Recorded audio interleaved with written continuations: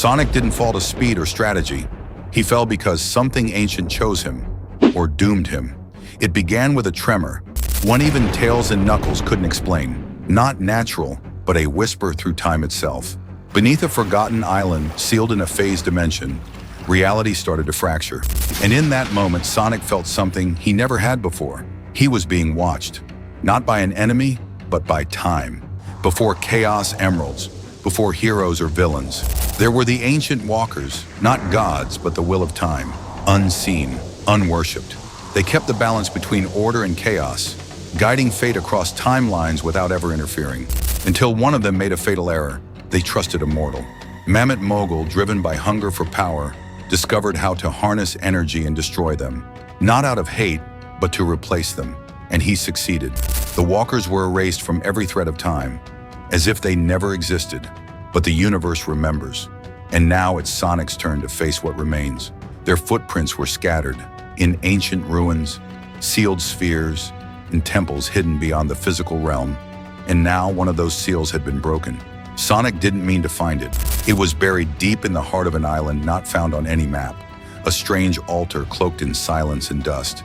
But the moment he touched it, everything changed. His mind was ripped from reality, dragged into a limbo of visions, fragments of the past, and futures that hadn't yet come to pass.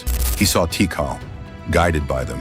He saw Knuckles, burdened by a legacy he never truly understood. And then he saw himself, possessed. Because though the ancient walkers had fallen, something of them endured. Shattered remnants of their consciousness drifted like echoes, searching for a new host. And Sonic, bound to chaos, was like a beacon to them. But they weren't alone.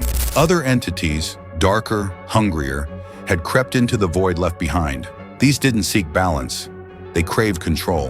When Sonic awoke, he wasn't the same. Tails noticed first. His eyes, once full of fire, were distant, as if haunted by voices only he could hear.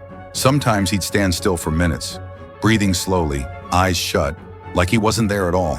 Tails tried to help, but deep down he feared it might already be too late. Tails searched everywhere. He dug through ancient records, cracked encrypted files, even broke into Eggman's abandoned bases. There, buried in forgotten data, he uncovered theories about entities that governed the timeline, and about someone who once tried to rewrite history at its root. But he was too late. Tails was found unconscious, his body laced with traces of dimensional energy. And Sonic, gone. Not out of fear, but out of necessity. He knew something inside him had changed. A foreign presence, a whisper of an ancient will, had begun pulling his strings. It pushed him to seek the remaining seals, to open portals that should never be touched. Because although the ancient walkers had perished, their cycle had not. They were never people. They were ideas, and ideas don't die. Now Sonic's body was a battleground, his legendary speed just a mask for the chaos boiling within. And the worst part, he knew it. So he did the unthinkable. In a hidden dimension sealed off by his own will, he conjured a projection of his corrupted self and faced it head-on. No spectators, no glory, just war. Light against shadow, essence versus corruption. But the truth was far more brutal. He couldn't win, because that darkness wasn't invading him. It was him. A fragment of the walkers had embedded itself in his soul, not to destroy him, but to live through him. Now Sonic is lost between dimensions, trapped in a loop of impossible choices. Every portal he opens risks unleashing more echoes of the past. Every battle fractures the timeline further. Meanwhile, rifts continue to tear open on Angel Island, in the heart of the digital world, amid the ruins of Station Square.